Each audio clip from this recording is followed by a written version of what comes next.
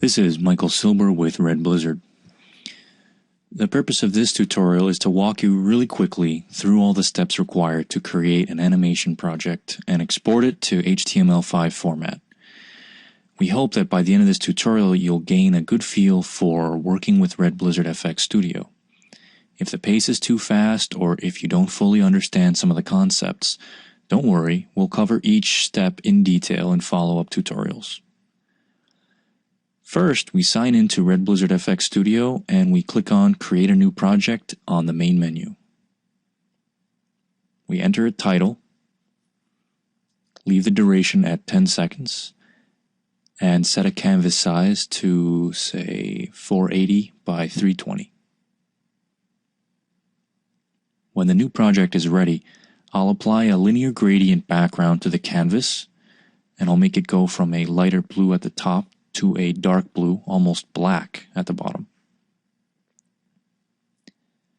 Next, I'll add a text box and a rectangle to the canvas, and I'm also going to add an image. In this case, I'm going to link to an image that is hosted remotely, so I'll just enter the URL on the image and click on Go. Now that I have the image, I add it to the canvas. Now this image is huge, so first thing I'm going to do is change its size from 512 by 512 to 100 by 100.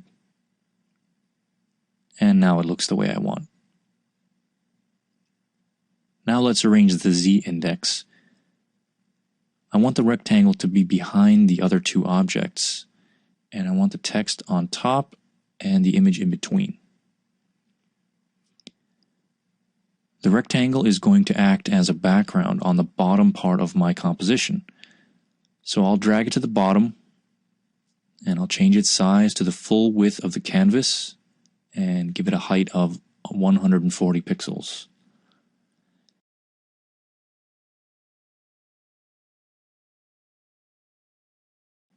Next, I'm going to apply a radial gradient to it, so I'll expand the background tool. From here, I'll pick my colors and position the center of the radial brush. Now I have it the way I want it.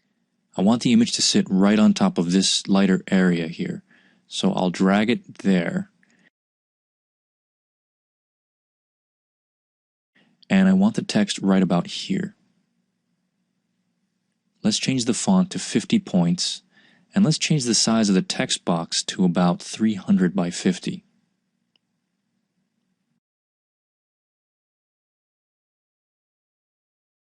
Let's change the text to HTML5 rocks.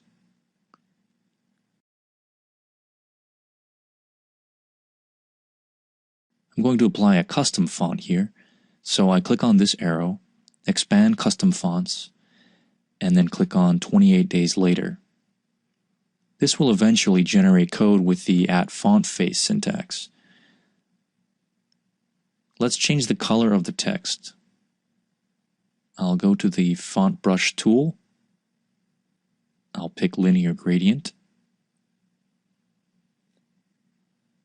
Let's make it around an amber color, like this.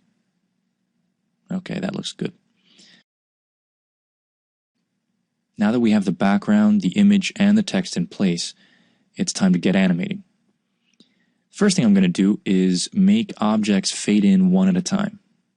I'll make the rectangle background fade in first, so I select it, click on the FX icon, and choose opacity from the menu. I'll make it fade in 1 second, so I position the playhead at 1 second, and then from here I click on this icon in order to add an opacity keyframe at 1 second.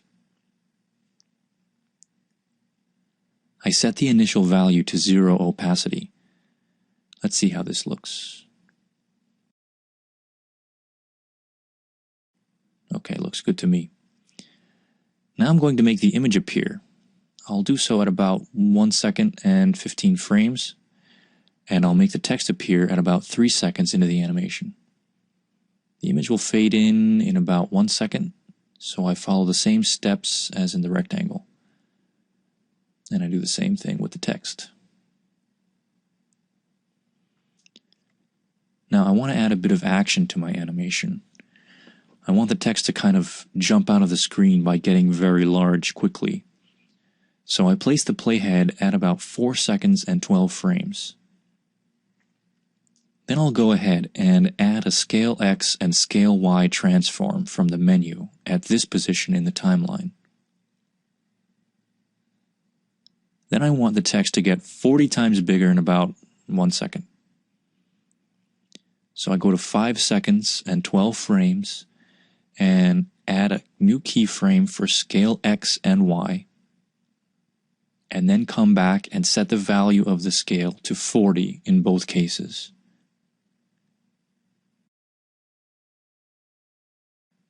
Let's play it.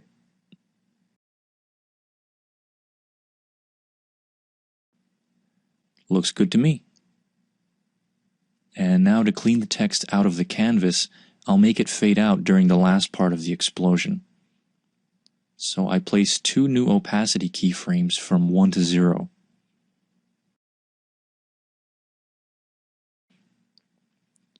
Now to finalize this animation, I'll make the image and the rectangle fade out so I follow the same steps as before.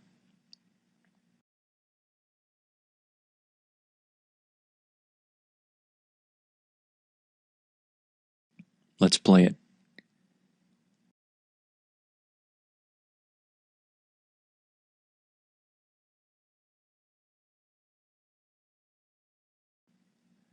Looks good to me. So we're done with our animation.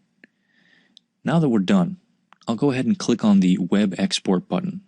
I select HTML5 Canvas as the output format. I'll let the other options stay the way they are. I'll click on Export Web Package and save it to my local system. Now I extract the package and open the default .htm page with my browser.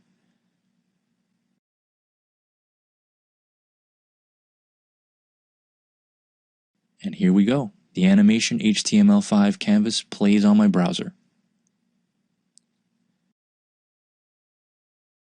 Notice that the package contains several files. I can edit any of these files with my favorite tools. In this example, let's open one of the JavaScript files in Notepad. I can make any changes that I want by hand. The whole point of Red Blizzard FX Studio is that you spend more time on the creative aspects of your project and less time on the programming. This covers our Getting Started tutorial. This is Michael Silber with Red Blizzard.